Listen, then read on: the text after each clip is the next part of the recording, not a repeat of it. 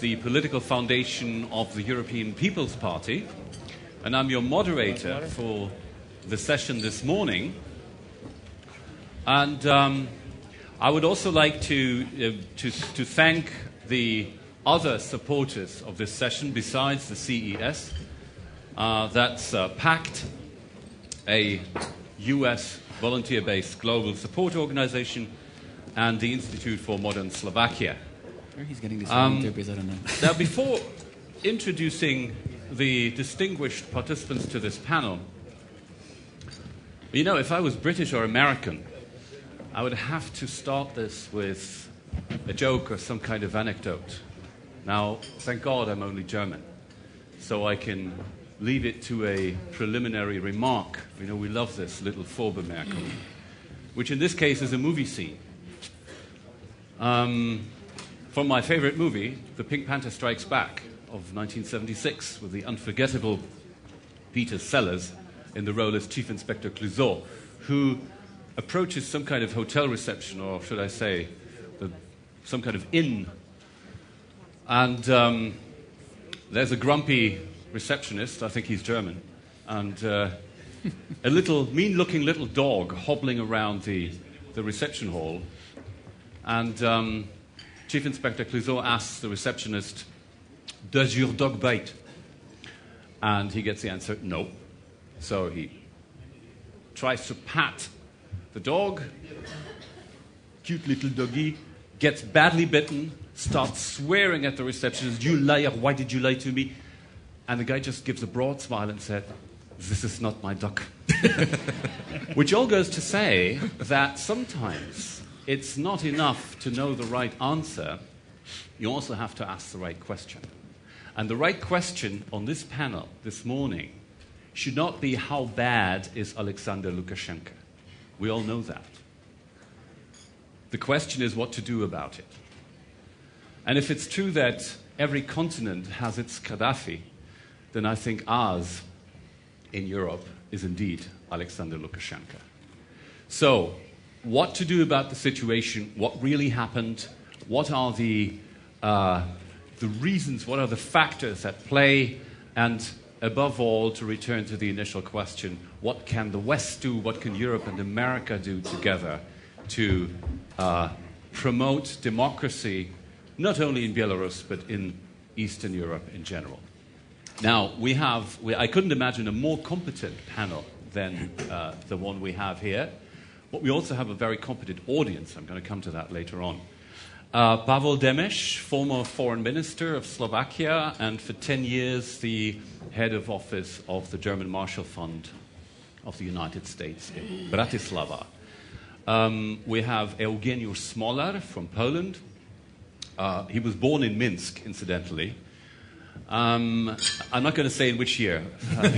He made me promise that. But in any case, EUGENIUSZ was for many years the director of the Polish service of the BBC in London, and then for 4 years the director of the Warsaw Center for International Relations, and he's now a visiting fellow with the Center for European Studies in Brussels. We have ALEKSANDR MILINKEVICH, the president or the chairman of the Movement for Freedom in Belarus, and a former presidential candidate. And I understand he will speak in Russian here, so you will have to use your headphones. We have BALÁZS JARÁBIK next to him. BALÁZS, I think your nationality is Slovak, first name Hungarian at least. BALÁZS is the representative of PACT and also of a Spanish NGO, FRIDE, and he has extensive experience with civil society building and democracy promotion all over Eastern Europe. And last but by no means least, we have ALEXEI PIKULIK from the European Humanities University in Vilnius, and also from the Belarusian Institute for Security Studies. Now, in the audience, we have Mr. Shushkevich, the founding president of Belarus, and we also have Mr. Kazulyan, a former presidential candidate. I'm sure that we will get some commentaries. Yes. I'm sure we'll have active participation in the debate from these gentlemen and everyone else, which is why, gentlemen here on the panel, we have to be really, really brief in our statements. And don't use all your powder on one answer. Please keep some of it dry for the debate with the audience. And I'm sure we're going to have a debate. And my first question goes to ALAKSANDR MILINKEVICH. What has really happened around the 19th of December? Why did Lukashenko act as he did? Для многих, особенно на Западе, то, что произошло на наших выборах, было неожиданностью. Вроде бы диалог, который заменил изоляцию Беларуси в течение нескольких лет, давал некоторые позитивные результаты. Начались экономические реформы. Беларусь вышла по динамике реформ на 4-е место в мире. В стране росли проевропейские настроения. Несколько было жестов. Демократии сделано, такой демократии. Было 2 газеты пущено в распространение, разрешили им распространяться и зарегистрировали одну общественную организацию оппозиционную. Начало выборов было вообще праздник демократии. Можно было агитировать где угодно, собирать подписи где угодно. Предоставили прямой эфир. А было 9 независимых кандидатов. Это 9 часов прямого эфира говорили, что хотели. Все думали, что уже диалог победил, и Беларусь вот-вот станет демократической страной и начнет реальную дорогу к Европе. И вдруг такой финал. Неожиданностью для белорусской оппозиции, пожалуй, это не было. Потому что, да, Лукашенко нуждается в поддержке Запада. Ему нужна модернизация экономики, она не конкурентоспособна. Да, ему нужно второе крыло, кроме российского, политики. Все это так. Но самое главное для любого авторитарного руководителя – это тотальный контроль внутри страны. И у него был выбор. Или идти в Европу, к демократии, к реформам и потерять власть, тогда зачем куда-то идти? Или выбрать все-таки вот этот вот контроль. Я думаю, что он испугался результатов выбора, и там действительно уже в предварительном голосовании было ясно, что его рейтинг сильно-сильно упал. Кроме того, вышло много людей на улицу. И он сделал то, что сделал. Была провокация. Мы считаем, что эту провокацию сделала власть. Начали ломать двери, окна в Доме правительства. Это было использовано для жесточайшего, циничного разгона демонстраций, мирной демонстрации. И были задержаны, а потом предъявлены криминальные обвинения 7 независимым кандидатам. Ну, это рекорд Гиннесса, такого нигде не было и, наверное, уже и не будет. Поэтому вопрос в том, что Лукашенко выбрал просто вариант, самый важный для него. И вторая причина, я думаю, вторая причина – это то, что он, почувствовав опасность, что в обществе растут протестные настроения, он решил заодно сделать зачистку гражданского общества и политических партий, потому что это лидеры, это сила, которая может повести народ, которая возглавит народ, если он выйдет на улицы еще и еще раз. Поэтому сегодня идет жесточайшее давление, идут беспрецедентные репрессии. Вчера был очередной суд, и наши коллеги получили по 4 года, по 3, по 3,5 за ничто. Они были на площади. И поэтому Лукашенко понимает, что делает. Но он выбрал этот путь, потому что нужно нагнать страх в обществе. Он и так был большой, должен быть еще больше. И, что важно, надо продемонстрировать номенклатуре, что он хозяин. Он по-прежнему главный, он по-прежнему все контролирует. И это все сегодня делается. Да, в ущерб отношениям с Европой. Да, останавливаются реформы. Он думает, что этими арестованными людьми, которых он поставит в тюрьму, можно будет торговаться. Очень важно, чтобы не было торга. Сейчас позиция должна быть Европейского Союза, Соединенных Штатов твердая, жесткая и последовательная. Освобождение политзаключенных только тогда какой-то разговор. Спасибо. Thank you very much.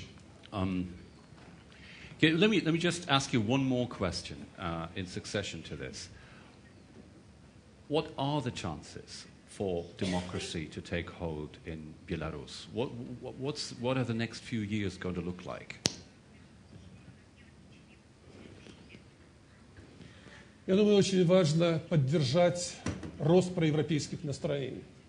Люди действительно начинают делать выбор, цивилизационный выбор. Это одно большое задание. важно укреплять демократическое сообщество. Если с Лукашенко нужно поступать жестко, и нужно все формы давления использовать, то тут же нужно открыться на гражданское общество, потому что власть уже сейчас начала говорить: Запад – это наши враги, видите, что они хотели сделать.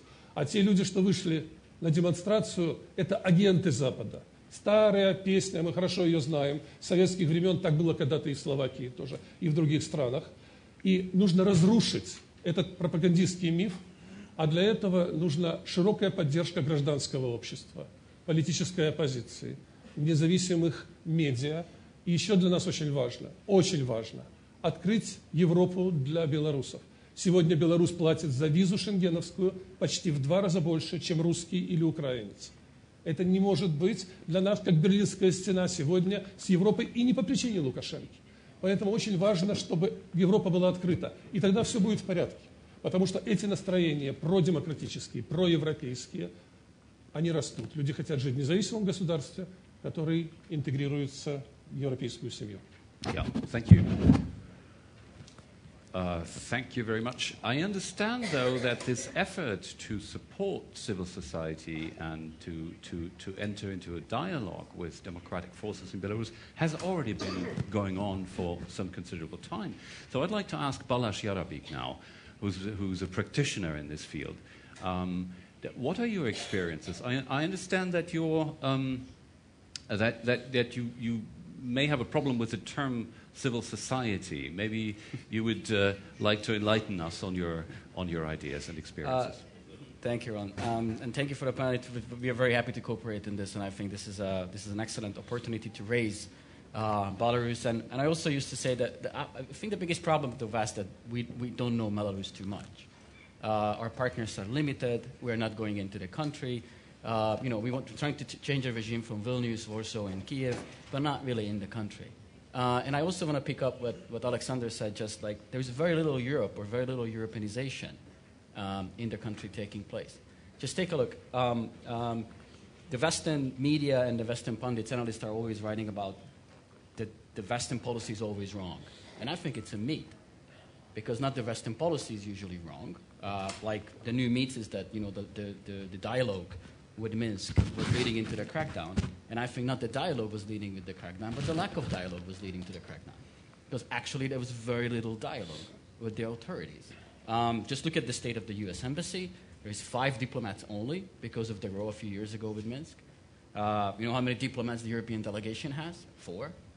It's a very, very limited number of European embassies, 11, 12 altogether out of the 25 member states. And so on and so on and so on. So Belarus was forgotten until 2004, when the first time in 2004 get into the European limelight by the simple fact that the European Union was enlarged and Belarus was one of the members, which we still kind of learn. Now, regarding your question on civil society, well, first of all, what the events and the whole elections and the post-election events are showing that civil society is much wider and much bigger than we thought.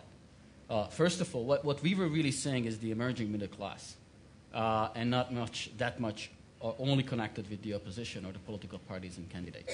Also, what we have been seeing, basically first time because of this quasi-liberalization period, that Belarusians were exposed to 9 alternative candidates. And most of these candidates are actually running decent campaigns, right? So that was also something which the public was facing perhaps the first time. The other issue, which is I think it's very positive that non-state media is beating state media, especially online. The other issue is that there is very little independent media, because what we see is one propaganda on the other side, but many independent media, what we call the non-state media, is actually doing propaganda on the other side, and there's very little independent journalism. But perhaps the biggest problem is that most of the assistance, what the European Union and the West is providing, is staying outside of the country. It's not going in. These assistance, what we call the external assistance, we have the university outside, and these are necessary projects, but I think if we want to have impact and want to support the middle class, then simply we have to find a way to work in the country. That's point number 1. Point number 2, we also have to think about to widen civil society, our thinking about civil society. Most of the people more than 70% of the Belarusians are working for the state so far. What we also see now, and this is going to be the next period, is the emerging share of the private sector.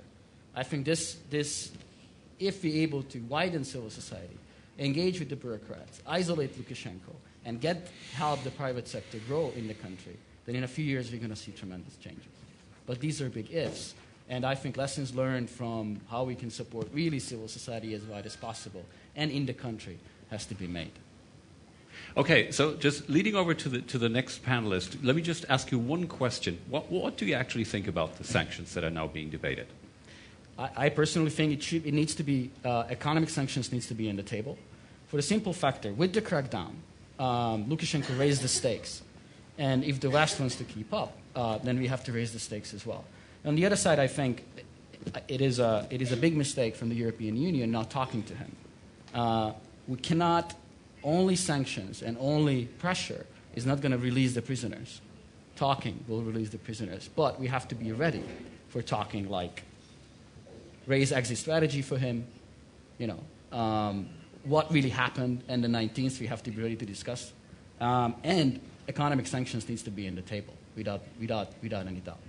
So we have to walk and chew gum at the same time, as Constanze Stelzenmüller said, quoting Hillary Clinton, of course, in terms of relations of the West with Russia and Eastern Europe. But I think it's particularly applicable to this context here, and Constanze also took it as a general motto for our strategies towards the East. Now, Alexei, do you agree with this analysis? How do you personally, but also how do Belarusians in a wider sense, look at the EU's reaction? I mean, do they care at all what the EU is doing in terms of sanctions, but also in terms of dialogue and talking to civil society? Okay, thank you very much for the questions. It's a wonderful opportunity to be here and to be able to address such a wonderful topic. So first of all, it was clear that EU had to react to the brutal crackdown on the opposition, which happened on 19th, and the outrageous wave of repressions in the country. The decision, the sanctions which EU applied right now, which mostly concern the visa ban, where the final decision was quite balanced. I mean, this is the most the EU could do for the time being in that very frame and in that very stage of negotiations with Belarus. We have to admit that for the time being, the EU has quite low linkage to Belarus and quite low leverage on Belarus. It doesn't have sufficient and good enough policy tools yet to democratize the country from the outside. So those tools still need to be created, creating linkage to the civil society, creating linkage to the opposition, creating linkage to the people of Belarus, and creating leverage through which it could work on Belarus. So the sanctions and the decision of the Council of 31st of January was quite balanced. Moreover, what we see and what we welcome is some flexibility which comes about right now. 2 days ago, the decision to start the agreements and to start the negotiations regarding visa readmissions and visa facilitation, the mandate which was given to the Commission, is a good thing, and this is taken out of the framework of the political dialogue. So it means that some flexibility is out there. Regarding the general strategy of the EU towards Belarus, clearly certain things need to be revised and certain things need to be updated, in my opinion. First of all, the strategy should clearly consist of two: the strategy of dealing with the official Minsk and the strategy of dealing and managing and helping to come about for the democratic opposition and the civil society. In the first strategy, in dealing with the official Minsk, clearly EU should press and should push for the release of the prisoners on the one hand. Second of all, the joint interim plan should be re-edited with the help and with some note and some consultancy with the Belarusian civil society. Moreover, a better outreach of that plan should be done. The requirements which the EU poses need to be realistic and need to be executable by Belarus. In this way, I might say something very provocative, but if we want a faster release of the prisoners, Lukashenko needs to have a chance to appear as if it was his own initiative. I mean, no strict cornering of him right now if we want an immediate or faster release on prisoners, with, of course, having the pressure on him constant. This would require also using official and unofficial tools. I completely, fully agree with Balázs that somebody from the EU needs to start talking to the regime. On the issue of economic sanctions, they should be used as a tool in the game. However, implementation of sanctions has quite serious risks. There should be, or there can be a case in which after the application of sanctions, you will freeze and you will conserve and you will converge this very brutal and very repressive regime, which will find more in leaning towards Russia than to the EU. Finally, EU should start coordinating